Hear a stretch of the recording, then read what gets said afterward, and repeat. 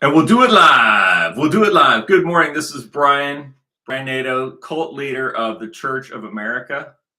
And I am the leader of this cult. And it is a cult. It's not just a church, it's actually a cult. So if you're joining this, you're actually joining a cult. And one of the things we're going to do is we're going to have a state called New Rhodesia. Basically, what we're doing is we're going to form a new nation called New Rhodesia. Now, the reason why we have to do this is because America is under the U.S. government over in Washington, D.C., and that's fine. They can do whatever they want. We're not going to try and fix Washington, D.C., because that's like a big waste of time. So instead of worrying about that, we're going to form a new nation called New Rhodesia. We're forming New Rhodesia. And so what really got me to thinking about this was this interview with Marco Rubio on Face the Nation yesterday. And it's so, I just can't even believe these people are real. Like Marco Rubio's, I don't have a problem with him on this video. I'm saying this lady that's interviewing him, I don't know what her name is, but she acts like she's talking about white people being genocided, and then she's rolling her eyes. This is the lady from Face the Nation. So she's on Face, and I'm thinking, I'm watching her roll her eyes as she's talking about white people being murdered, the white farmers being murdered. And I see her rolling her eyes, and I'm thinking, how is this real?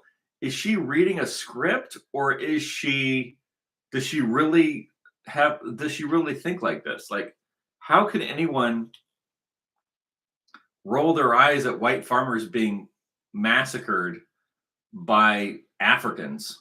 Can you imagine that? Can you imagine if you're a white African and you're living out there, and it's very rural, there's no police around, you have to defend yourself, and it's like you and your wife and your kids and your grandma and grandpa and cousins, and you're out there growing food, right? And the horror. I mean, I don't want to talk about the horrific crimes that are going on, and they are terrible. But then you have this lady who works in some studio in New York, and she's rolling her eyes, and she's a white woman. That's what's even crazier. A white woman rolling her. How did someone get into that frame of mind? How did a white woman get in a frame of mind that she works at some big studio in New York, and she rolls her eyes at the thought of white people being massacred by black Africans? How does that even happen? How does that even happen? Can you imagine being a white farmer out there and thinking, well, my white brothers and sisters somewhere in Europe or in America will help me, right? We're being killed out here. And there are those of us who've always wanted to help you. But there's a lady like this. What is her name? What is this lady's name? Who rolls her eyes. She's like rolling her eyes. Who's he talking to? I don't know. Let's listen. To come to the United States in search of refuge. We've often been lectured by people all over the place about how the United States needs to continue to be a beacon for those who are oppressed abroad. Mm-hmm. Well, here's an example where we're doing that. So I don't understand why people are criticizing it. I think people should be celebrating it, and I think people should be supporting it. Well, in fact, is there evidence of a genocide? Well, is there evidence of a genocide? Okay, lady. It's called. Never mind. I don't want to go through the litany of all the stuff that's going on. Of course, it's a genocide. What do you think this whole thing is? What do you think that's been going on this whole time, lady? They are in favor. I think there's evidence, absolutely, that people have been murdered, that people have been forcibly removed from their properties, both by the government in some cases because of the law they passed, but also because of independent groups encouraged by political parties inside of South Africa. So listen, to move here from half a world away and leave behind the only homeland you've ever known, that's not something people do lightly, especially people who have. Okay, that was it. That's the face right there. Oh my God. If you could see her face, she's got this weird face. I can't even do it. Okay. It's like this face of like, oh my God, what is this? It's like, I can't even describe it, dude. I don't know what this is. This lady is this is nuts, dude. This is why we need a new Rhodesia. This is why we need a new Rhodesia. Now, the thing about Rhodesia in South Africa is it was white rule, right? And you're thinking, well, white rule, that means you want to rule over the blacks. No, it doesn't. That's not what white rule means. White rule does not mean that the white people want to rule over the blacks. That's never what white rule meant. What white rule in South Africa always meant was if the blacks want to come here and live with us, they have to live under white rule. We're not gonna cede our power, our political power, over to black Africans. And so white rule, what that means is if the blacks want to live among us, they can live among us under our rules. They don't have to live among us. No one invited them here. You got to understand. You're thinking, but that's Africa. That's where the black people live. Okay, but understand something. When the white people went to Rhodesia and when the white people went to South Africa, there was nothing there. I mean, okay, so maybe there was, but now when I say there was nothing there, first of all, there was nothing there, and there weren't a lot of people there. It's not like there was a population living there, and the whites came in and took over and subdued the population. That didn't happen. So let me explain to you like this. People don't understand. People see, if they look at South Africa now, they'll see let me turn my volume down. If you look at South Africa, okay, let me turn this down. I might be too crackly. If you look at South Africa, you might see a large black population now in South Africa. That's not how it was. When I say there was nothing there, I'm not saying that there wasn't anybody there. There may have been a couple hundred people in all of South Africa running around with spears, okay, or whatever they were doing. What I'm saying is there wasn't like a big population that the whites came in and subdued. Like in India, when the British went to India, there was a large Indian population that lived there, right? And the British came in and subdued them. That's not what happened in Africa. Not in South Africa. In South Africa, it was just empty land. And you could say, well, there was a tribe there and they were running around. Okay. So, but the whites weren't even getting involved in what they were doing. The white people just set up a city and were doing their own thing. What you have to understand about white rule in South Africa is once the whites set up a city and set up a government, it was very prosperous. And so the blacks started coming down there and wanting to be part of it. And so white rule means, hey, look, we'll work with you on the condition that it's our thing, right? Like we made this for us. And if you want to be part of it, you can live under our rules. So that's white rule, is the white people saying, yeah, you can participate in what we've created here. And just, you have to follow we're the white people, you have to follow our rules because we're in charge. Somebody's got to be in charge. It's going to be us. We made this thing. It's ours. It belongs to us. And so that's white rule. White rule doesn't mean we want to rule over the blacks. The fact of the matter is white people don't want to rule over blacks at all. Trust me. White people do not want to rule over blacks at all. There have been in the past some stupid white people that thought it was a good idea to enslave blacks. And as far as I'm concerned, those people are idiots. But that wasn't what they did in South Africa. South Africa was not a slave colony. It wasn't a colony where they enslaved the blacks and put them to work. Quite the contrary. This is what you have to understand about South Africa. South Africa is not what happened in the United States with the importation, or not only the United States, but Haiti and Dominican and all this place. That was all run by the Catholic Church and their Jewish shipping lanes. Okay, that was the United States of America, where they and not just America. That was the whole. Look, when the Catholic Church was ruling over the Americas, they brought in Africans. They shipped them in, and then that continued on with the British, who then the white British folks, they're like, yeah, we should end this slavery thing. And so then basically it was the white people that ended it. It was the Catholics. It was the Catholics and the Jesuits who created slavery and still run all the Black Lives Matter slave shit today. So all the BLM people today, they all work for the Catholic Church. So they're still slaves. What I'm saying is the white rule in what white rule means is it has nothing to do with ruling over blacks. It means the white people set up a government. Then the blacks came there looking for jobs. They're like, hey, can I work for you? And, can I, because they were, so they started coming down. They're like migrating towards the white people. So as these blacks in Africa start migrating towards the white people in Rhodesia and South Africa, the white people said, yeah, you can participate, but it's our government, it's our rules. If you want to do this, you have to be under our rule. We're not going to do this interracial democracy thing because that's stupid. That's stupid, and we're not doing that. And so what happened was the reason why they got rid of that was because it was the Roman Catholic Church doesn't support white rule, and they don't support white people anywhere who oppose anything that, like, the Catholic Church thinks they have to run everything. The Roman Catholic Church believes that they own the entire earth, and so you have to submit to them, or they will use black communists to overthrow you and kill you.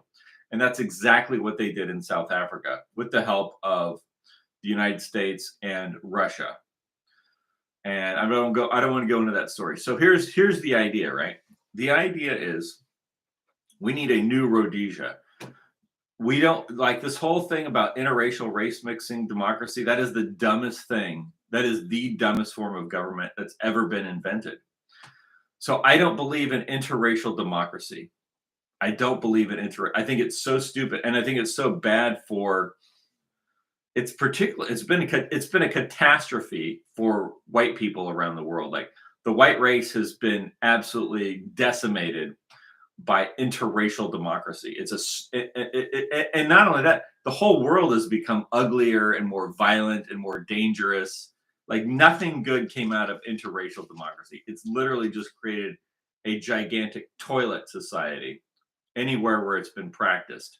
And the people that haven't been practicing it, namely the Chinese, have been on the rise. You see how that works, right? So they're like, well, we don't do that. And then they just go, whoa, they just go way ahead while all the white races fall behind. So you know the problem. So here's the thing. The thing is, a new Rhodesia means many things, but it has to have at the center of it, it has to have at the center of it this idea that we're going to have an economic system and a social system and a government by whites for whites. And just like in Rhodesia or South Africa, we can have black people can, let's say, they want to participate in it. Okay, but we're setting this thing up for us. So if it's going to be white rule. So if we live anywhere on the earth and you're like, hey, can I be part of it? You can be part of it under white rule. And if you don't like that, then don't be part of it. We're not asking you to join. We're not asking you to join. But if you insist on wanting to be part of it, then you'll have to be under our rule. But ultimately, it doesn't have anything to do with these other races. I think that's the ultimate thing. It doesn't really have to do with them. It just has to do with us setting up something. So ultimately, one of the things I notice about living in America today, unlike America that I grew up in, is that you cannot escape diversity. It's inescapable. And you think, well, it's just in the poor parts of America, right? That's where the diversity is. They're bringing in the Hispanics and the Asians, and it's not just in the poor parts of America. So like Southern California, right? It's got lower income areas and it's got middle income areas. It's got really high income areas, like really high, right? No matter where you go, you can't escape diversity. You think it's just you think, oh, they're just bringing in people to pick the strawberries. No, they're not just bringing in people to pick the strawberries. You look at a place like Irvine, California, right? And you've got all these homes that are worth millions and millions, and they just keep building homes worth millions of dollars, right? It's not just white people living there. It's just as mixed as everything else. You can't escape it. You can't escape it. And like I was on the Jimmy Dore show, they had this guy, he was from some other country. I guess he was at Harvard or somewhere giving a speech, and I guess they took his degree or whatever. And I'm thinking, see, this is the point. They bring people in from these foreign lands. Like you imagine these schools like Harvard and Columbia, all these big universities that were essentially built there for a certain group of people, like the Americans, right? The progeny of the people that built them. And now they're just sold off to all these other people. Meanwhile, white people, Americans, live in poverty and illiteracy and ignorance. So the whole thing is totally mixed from top to bottom. There's no escaping it. So the idea of the cult that I'm the cult leader of for now is that until we form a government, then someone else can be the leader. Is that we can somewhere you can escape. Where can you go to escape diversity? You need to be able to escape it, right? We're not going to change the U.S. government. The U.S. government's going to do whatever it's going to do. I think the U.S. government right now is on a good path. Good for it. Okay. I hope it does well. I wish it the best. But for us, see, I want to escape. I want to be able to go somewhere where I can completely escape diversity. There's no diversity. There's no BLM. There's no LGBT, and there's no feminism. It's just normal people like me that are my race, and we can go somewhere and escape it and form a completely different economic system and a completely different social and governmental system, because this other thing belongs to somebody else, right? And this is what I realized watching this interview with not just that, but you got to look. I wish I could show you the look on this woman's face. I don't know who she is. She's from is this CBS? Yeah, CBS Face the Nation. And she's talking about genocide of whites, and she's got the weirdest look on her face. And I just can't imagine how anybody can look like this while talking about that. Like, she's got this snarky look on her face, and she has this snarky attitude. That's the best word, snarky. She's like, oh, they're being genocided, huh? It's like, what? You want me to show you the pictures? You want me to show you the pictures of grandmas having their throats slit? I'm not going to do that, but I'm just saying these people are insane, and we have to be able to escape them. We have to be able to escape diversity, and we have to be able to escape the diversity prison that's ruled by women like this. I just don't want any. Like, I was looking at the Supreme Court of the United States, and it's got Ketanji Jackson and Elena Kagan and this other Hispanic Jewish lady, and then the what's her name, the redheaded lady who has the Haitian kids. It's like, these people are. This has nothing to do with me, man. I want nothing to do with that. And so if that's what they're going to do, let them go do that. That's their thing. That's their thing that they're doing. But I'm just saying. So here's we need to have our own thing, and it's the new Rhodesia. New Rhodesia. Here's the new Rhodesian song. Great. 11th of November, an independent state, which was much against the wishes of certain government. Right. So they started their own thing. The Rhodesians did. What does it say? The 11th of November? The wishes of certain governments, whose leaders tried to break us down and make us all repent. But we're all Rhodesians, and we'll fight through thick and thin. Land, a free land, coming in from north of the Zambezi, so that river's running dry. Mighty land will prosper, for Rhodesians never die.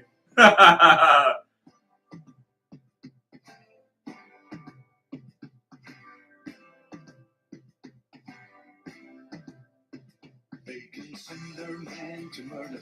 They can shout their words of hate. But the cost of keeping this land free can never be too great. 'Cause our men and boys are fighting for the things that they hold dear. And this land and all its people will never disappear. 'Cause we're all Rhodesians, and we'll fight through thick and thin. We'll keep our land a free land, keep the enemy from coming in. Keep them north of the Zambezi, so that river's running dry. And our mighty land will prosper, for Rhodesians never die. All right, man. This is the new Rhodesia. This is the new Rhodesia. We don't need America. Well, we need America. We don't need the U.S. anymore. I like the U.S. It's great. It's wonderful. I mean, it's fantastic. I'm just saying, it has nothing to do with me. It's some kind of Roman race mixing experiment. It's so alien to me. I just don't want to have anything to do with it. So what I'm saying is, good for you, Rome or U.S. I don't even like calling it America. Okay, America is different. We're the cult of America, and so what I'm saying is we need our own. We need to set up a new government. Now, I believe there's actually Rhodesian currency we can use. Let me look this up. Rhodesian. You know, it's funny, but I remember looking on a website for Rhodesian currency, and then I found out maybe I shouldn't say this. Maybe I should keep my mouth shut. I think there was a group that was actually still making Rhodesian currency, and they were the Rhodesians in exile. And I think I sent them an email, and then I never heard from them again, and then the website disappeared. I don't know. Maybe it's a secret society. But I believe they were trying to. I believe they were trying to have Rhodesian currency. But anyway, we should have. This is kind of a problem in America right now. Is like there's actually not enough currency in circulation. So people are like for instance, right now, like there's a lot of people that don't have money to spend. Anyway, all right. So here's the thing. There's a lot of like all the things that you think of a government can do or a social system can do. Well, we need to set that up as the new Rhodesia. The new Rhodesia. We'll have everything. We'll have an economic. So basically, what do we need? We need access to supplies and food and all the same stuff that you can get in your grocery store and over here and your banking and all this kind of stuff. We're gonna have all those things, but it's just going to be our thing. It's going to be new Rhodesia. And so I think what we could probably do, we could start out with a currency, which is silver, gold, all the normal money metals. We'll use that first. The U.S. government doesn't like it when people use other currencies. So what I'm suggesting is, since we're starting this in the U.S., is we'll just use U.S. mint currency. We'll just use actual silver. So silver, minted silver. It says U.S. government, like U.S. mint silver, U.S. mint silver, U.S. mint gold, right? And then so you'll have that. But then you say, well, how do I transfer gold or silver to another state, right? Like, let's say I'm in California, I want to do business with New Rhodesia branch in Nevada or Arizona or Texas or Washington state. Well, then we'll have a cryptocurrency that's just for us. Like, it's not something that's going to be on some big, it's not going to be on Coinbase or some other thing. It's just going to be like, okay, so we have a cryptocurrency backed by gold and silver. And so if you want to buy something from a guy in Washington state, then we'll have an app or something. I mean, it's like all the same technology that they use to screw you with. We'll just use that same technology if we can, to the degree that we can, to run our own thing. And so it's like, okay, well, I want to buy some fresh grass-fed bison from my guy over in up in the northern California. And so we'll have a cryptocurrency, and you just send it to him, and then he sends you the bison. Now that cryptocurrency will not be able to necessarily be converted into USDC or USDT or something. So it's going to be completely outside of the U.S. financial system, because that's their thing. If you want to be part of their thing, go be part of it. I think it's a dead end. That's what I'm saying. I think the U.S., I hope they do well, but ultimately I think it's a dead end. Right? When you look at, just go look at the Supreme Court of the United States and tell me if you think that there's a future in that kind of a social system. I don't think there is. I think this stuff's crazy. And I'm looking at the face of this lady. What is her name on? I got to find out what her name is. What is her name? Oh, wait. Before I do that, what is her name? So Face the Nation. All the people on there look weird. Is it Margaret Brennan? Is that who she is? She's like a good-looking white woman. How old is she? She's 45 years old. And she's got this snarky look on her face talking about white people being genocided in South Africa. And she's got a snarky look on her face, and it's crazy. And I can see what the snarky look is about. It's about, well, you want to bring the white people in, but then you go after the Latin American people. Yeah, but so what? Here's the thing. Who says we have to do race mixing? Like who says we have to do that? I don't have anything against Latin American people, but who says we have to have a big race mixing thing? Who came up with this? Who came up with this idea that we have to do that? See, I didn't. Whoever did, it's like that's your thing, man. So I don't have to be part of that.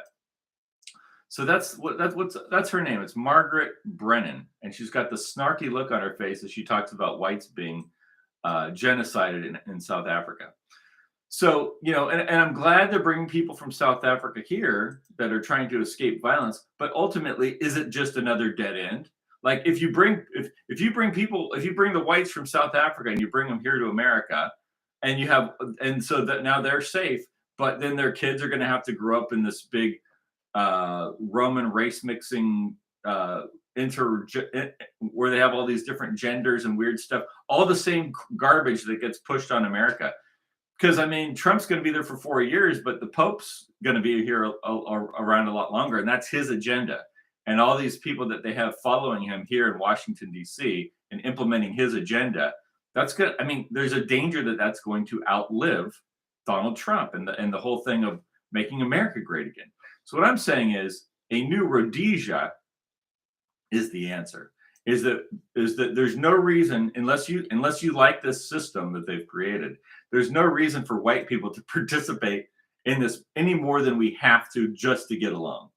And we don't need this because we can set up our own economic system so much easier than going along with this one that's like we need this, and we need the Gulf Arab states, and we need the Jews for this other thing, and we need we don't need all that.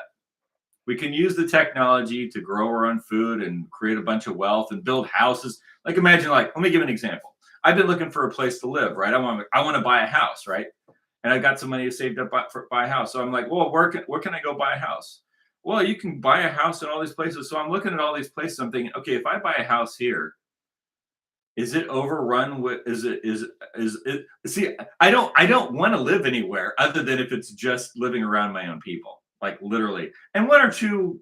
It's not that I don't want anyone else. Like there are other people that like be a different race that are. Hey, I like this, my friend, right?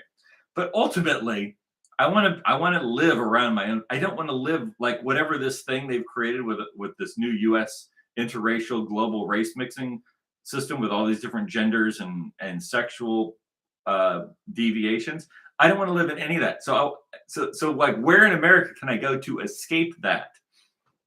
And I can't really find any. Unless you want to live like way out. I don't know. Maybe you live somewhere that's safe from all this. I don't. So I'm like, and thinking, where the heck am I going to live? But you also want to live around a big city where there's an economic, right? Where you want economic opportunity. You don't want to just live in the middle of the woods. It's like, well, I escaped it, and now all I have I don't have any neighbors, and I live, and the neighbors I do have are weird. They live in cabins in the woods and they don't talk. You know what I mean? Like you could still run into problems. You want to live in an area where there's a lot of industry and a lot of productivity, because that's where you have opportunity to make money and survive well. See, that's called a city. And the thing is white people are no longer allowed to build cities anywhere in the world. See, that's the problem.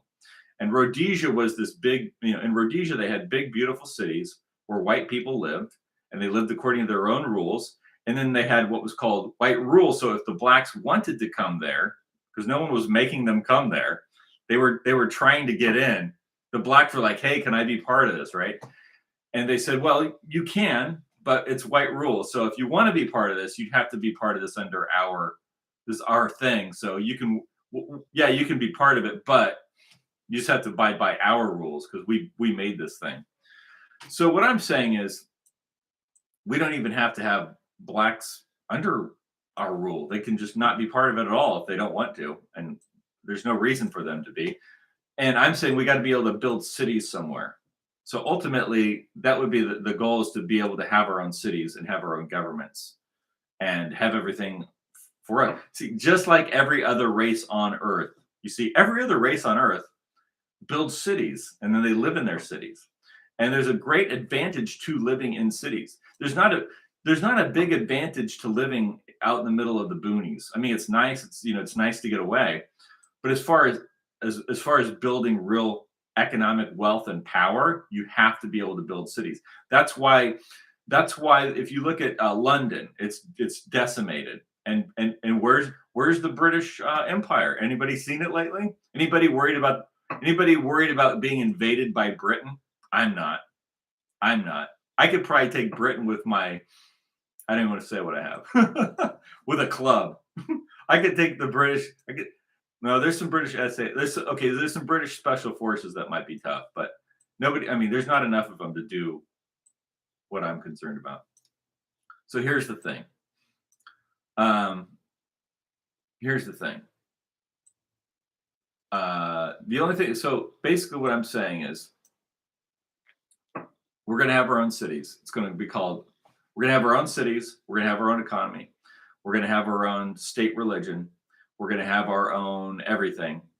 We're going to have a cryptocurrency that we can trade for our own people. We don't have to be part of the U.S. interracial race mixing, multiple genders, all these, where they literally celebrate sexual perversion in the streets of the city. See, that's not viable. That is not viable. You can't live like that. And so that's the idea. So that's New Rhodesia.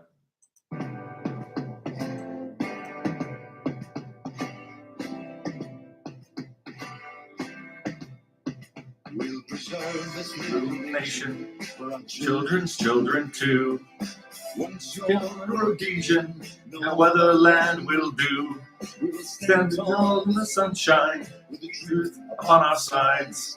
And if we Have to go alone, we'll go alone with pride. 'Cause we're all Rhodesians and we'll fight through thick and thin. We'll keep this land a free land, keep the enemy from coming in. We'll keep them north of the Zambezi, so that river's running dry. And this mighty land will prosper, for Rhodesians never die. All Rhodesians and we'll fight through thick and thin. We'll keep the land a free land, we'll stop the enemy from coming in. We'll keep them north of the Zambezi, so that river's running dry. And our mighty land will prosper, for Rhodesians never die. I'm singing it wrong because I don't know the lyrics, but I know most of the lyrics.